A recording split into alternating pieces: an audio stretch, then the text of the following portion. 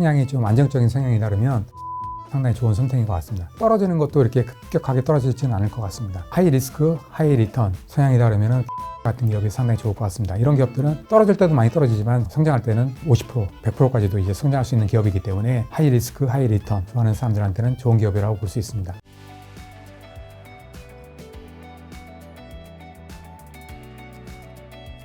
최근 많은 기관에서 반도체 산업 좋아지고 있다는 발표 진짜 많이 하고 있는데요. 정말 올해 반도체 산업 성장이라 기대도 좀 괜찮을까요? 예, 좋습니다. 예, 제가 보기에는 여기 얼마 전에 제가 몇 시간 전에 와가지고 이제 여기 대기하면서 봤는데 신문이 있더라고요. 보니까 지금 반도체가 업황이 상당히 좋아진다 이렇게 발표를 하고 있어요. 수출도 보시면은 1년 3개월 만에 100억 달러가 넘어섰다 이렇게 발표를 하고 있습니다. 상당히 좋아지고 있고요. 물론 아직까지 불황입니다. 근데 이제 불황이 완전히 거치려면 올해 하반기가 아마 돼야 될 것 같아요. 근데 이제 분위기는 상당히 좋습니다, 지금. 특히나 이제 메모리라든지 뭐 시스템 반도체도 다 좋아지고 있어요. 예, 그래서 확실히 이제 불황은 벗어나고 있다 이렇게 보고 있습니다. 2023년도에 상당히 많이 줄었습니다. 메모리도 마찬가지고 비메모리 반도체도 마찬가지로 상당히 많이 줄었습니다. 근데 올해부터 상당히 많이 늘어납니다. 그래서 2022년도 실적을 넘어설 것 같습니다. 그 메모리 반도체가 불황이 상당히 심했는데요. 최근에 많이 좋아지고 있는데요. 특히나 이제 인공지능 관련해서 HBM이라든지 DDR5라든지 CXL이라든지 요게 상당히 좋아질 것 같습니다. 뭐 DDR4도 지금 이제 가격이 상당히 오르고 있어요. 뭐 실적에는 상당히 좋게 이제 반영이 될 것 같고요. 비메모리 시스템 반도체도 마찬가지로 하반기가 되면 좀 좋아질 것 같습니다. 시장이 좋아질 거다 이렇게 이제 전망하고 있습니다. 어떻게 보면 근데 이런 2024년의 실적 전망치는 지금 주가에 좀 꽤 반영되는 부분도 있을 텐데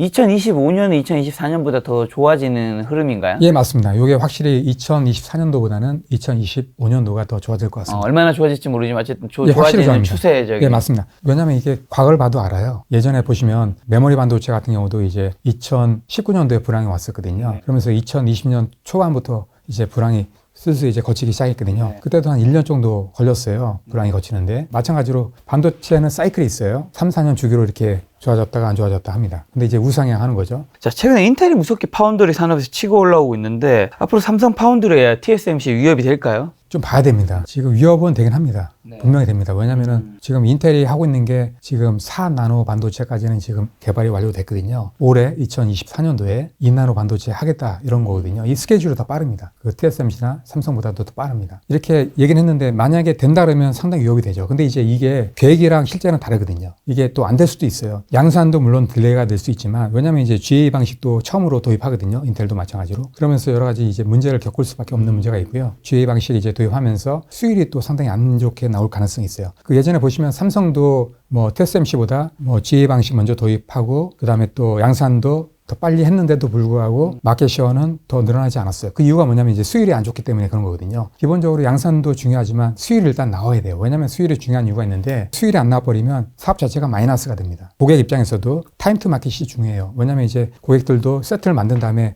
엔드 유저한테 이제 팔아야 되거든요. 근데 이제 반도체가 없어서 그 세트를 못 만들면 못 팔아요. 그래서 제때 딱 이렇게 나와줘야 되거든요. 근데 이제 수율이 안 좋아버리면 반도체를 제때 납품할 수가 없어요. 타임 투 마켓이 안 되는 거죠. 그런 문제가 생기는 거죠. 또 마지막으로 그 신뢰상의 어떤 문제가 있어요. 왜냐하면 수율이 안 좋다는 얘기는 전반적으로 칩에 어떤 문제가 있다는 얘기예요. 공정상의 문제도 있을 수 있고요. 하기 때문에 그런 문제 때문에 수율이 반드시 좋게 나와야 됩니다. 그러니까 수율이 안 나와버리면 양산의 의미가 없어요. 그래서 그런 문제가 있고요. 또 봐야 되는 게 지금 인텔이 대형 고객을 수주한 게 거의 없어요.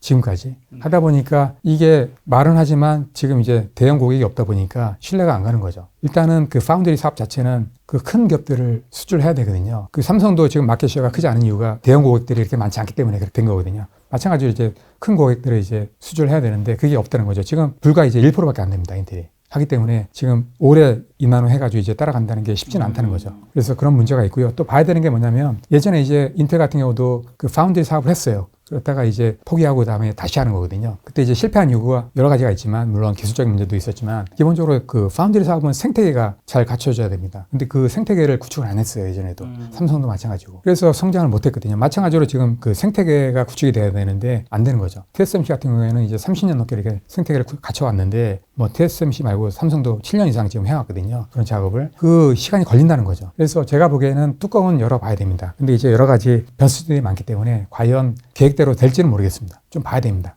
아무튼 위협은 되는데 뭐 확실히 된다 이런 건 아닙니다. 반반입니다. 지금 상황은. 왜냐하면 이제 기본적으로 시장 자체도 어떤 기관에서는 될 거다. 어떤 기관에서는 안 될 거다. 이렇게 보고 있습니다. 반반입니다. 그래서 아마 이게 어느 정도 확실히 나오려면 아마 내년 정도는 돼야 될 겁니다. 자, 차량용 반도체 시장은 불황에도 계속 성장하고 있는데 앞으로도 정말 성장 가능성이 매우 높은 분야라고 봐도 문제가 없는지. 예, 맞습니다. 예, 기본적으로 지금 반도체가 아직까지는 불황인데요. 두 가지 시장은 불황임에도 불구하고 성장하고 있습니다. 그래서 첫 번째 시장이 뭐냐면 AI 시장하고요. 그 다음에 두 번째가 이제 차량용 반도체 시장이에요. 2024년도에 아마 상당히 많이 성장할 것 같고요. 2023년도에는 그렇게 많이 성장 못했습니다. 시장 기간마다 약간 차이가 있는데 보통 10% 이상 전망하고 있습니다. 어떤 기업들은 지금 뭐 20% 이상도 성장할 수 있다 이렇게 보는 기관들도 있습니다. 제가 보기에는 최소한 10% 이상은 성장하기 때문에 이게 엄청나게 앞으로 성장하는 거죠. 왜냐하면 이게 성장할 수밖에 없는 게 조만간 3단계 자율주행차 나오지 않습니까? 지금 내연기관차에서는 200개, 300개 반도체가 쓰였는데 전기차에서는 쓰이는 게 1000개 이상 쓰이거든요. 그 다음에 자율주행차 3단계에는 2000개, 3000개가 쓰인다고요. 그러면 그 반도체 자체도 뭐 내연기관차보다는 뭐 10배 이상 늘어나는 거거든요. 또 마찬가지로 4단계, 5단계 가면 10,000개 이상 쓸 수도 있어요. 이런 식으로 많이 커진다는 거죠. 또 마찬가지로 봐야 되는 게 이게 이제 차량용 반도체가 모빌리티에도 이제 쓸 수가 있어요. 그 모빌리티는 지금 종류가 상당히 많습니다. 여러 가지가 있는데 앞으로 이제 모빌리티 시대가 오기 때문에 뭐 UAM이라든지 그다음에 마이크로 모빌리티라든지 드론이라든지 PBV라든지 로봇이라든지 여러 가지 뭐 스마트 팩토리에도 로봇이 많이 쓰이고 하기 때문에 이런 시장이 엄청나게 커지는 거죠. 여기에 다 차량용 반도체가 쓸 수 있다는 거거든요. 그래서 이 시장이 엄청나게 앞으로 성장할 겁니다. 아마 모빌리티 시장이 아마 차량용 반도체 시장보다도 3배 이상 크다 이런 얘기도 있어요. 불황에도 성장했기 때문에 아마도 앞으로 4차 산업 시작되면 더 많이 성장할 것 같습니다. 자, 최근에 말씀하신 인공지능 분야가 굉장히 매우 핫한데요. 앞으로 전망은요? 예, 전망 무지하게 밝죠, 지금. 예, 보시면 인공지능 반도체도 상당히 많이 늘어납니다. 그래서 2030년도가 되면요, 시스템 반도체의 31%가 인공지능 반도체가 될 거다 이렇게 전망을 하고 있습니다. 최근에 뭐 GPU 같은 경우에는 지금 없어서 못 팔고 있거든요. 완판입니다, 지금. 더 달라고 야단입니다. 왜냐하면 이제 생성형 AI, 빅테크 기업뿐만이 아니고 국내도 마찬가지고 난리죠, 지금 달라고 하기 때문에 지금 없어서 못 팔고 있기 때문에 지금 엄청난 시장이 앞으로 열릴 겁니다.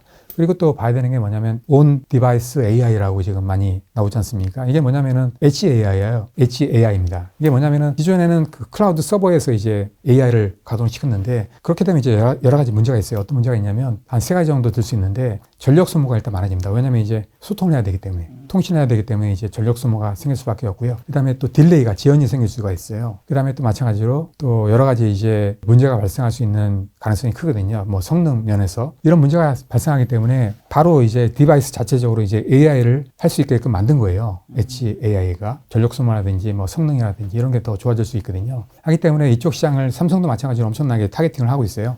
삼성도 마찬가지로 지금 뭐 PC, 모바일 PC라든지 그다음에 또 웨어러블이라든지 그다음에 무선 이어폰이라든지 스마트 워치라든지 이런 쪽에 다 온 디바이스 AI에 인공지능 반도체를 넣겠다. 그다음에 또 최근에 이제 마찬가지로 갤럭시 S24도 이 온 디바이스 AI 인공지능 넣겠다 이런 거거든요. 이 시장이 엄청나게 큽니다. 그 다음에 또 마찬가지로 뭐 가전이라든지 이런 데도 다 그 인공지능 반도체가 다 들어가거든요. 그래서 앞으로 뭐 IoT뿐만이 아니고 모든 그 디바이스에는 다 인공지능 반도체가 들어갑니다. 그래서 이쪽 시장은 기대를 해봐도 좋을 것 같습니다. 네. 자, 그럼 마지막 우리가 투자 관점에서 어떤 반도체 기업들 관심 가지면 좀 좋을까요? 사람의 성향에 따라 약간 다른 것 같아요. 기본적으로 저희가 성향이 좀 안정적인 성향이다 그러면 제가 보기에는 삼성전자가 상당히 좋은 선택인 것 같습니다. 삼성전자는 뭐 2배, 3배 이렇게 성장하지는 않을 겁니다. 뭐 30%, 40% 정도는 성장할 가능성이 크거든요. 그리고 또 떨어지는 것도 이렇게 급격하게 떨어지지는 않을 것 같습니다. 그 다음에 삼성 같은 경우에는 배당이 나오기 때문에 장기적으로 보고 투자한다면 상당히 좋은 선택지가 될 걸로 보고 있습니다. 그리고 또 만약에 저희가 좀 하이 리스크, 하이 리턴 이쪽으로 이제 좋아하는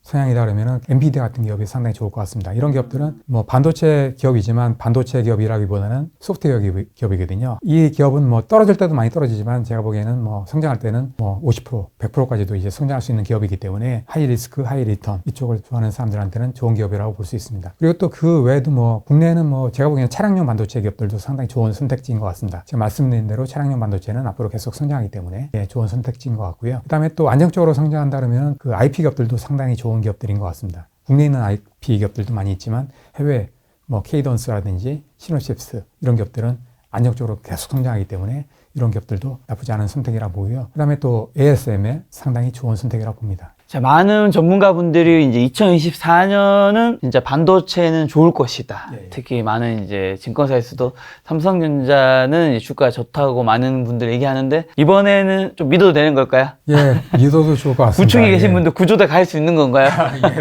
변수라는 게 있을 수는 있어요. 그러니까 갑자기 뭐 금융위기가 와버리면 대책이 없습니다. 그러면 아마 그렇죠. 떨어질 겁니다. 그거는 저도 자신할 수 없는 부분입니다. 만약에 어떤 다른 악조건의 어떤 변수가 생긴다 그러면 단기적으로는 떨어집니다. 분명히. 6개월, 1년 동안에 떨어질 수 있습니다. 근데 이제 3년 되면 그런 변수는 다 거친다는 거죠. 그래서 제가 보기에는 그런 변수, 금융위기만 없다 그러면 제가 보기에는 반드시 성장할 거로 봅니다. 3년 정도 이제 장기간 보시고 이제 투자한다 그러면 아무리 손해난다 그래도 은행 이자보다는 이게 날 거라고 봅니다. 알겠습니다. 교수님 말씀 한번 믿어보도록 하겠습니다. 오늘 만나요. 저는 권영아 교수님이었습니다. 지금까지 여러분 소중한 시간 함께 해주셔서 정말 감사합니다. 오늘도 김 작가였습니다. 고생 많으셨습니다. 감사합니다.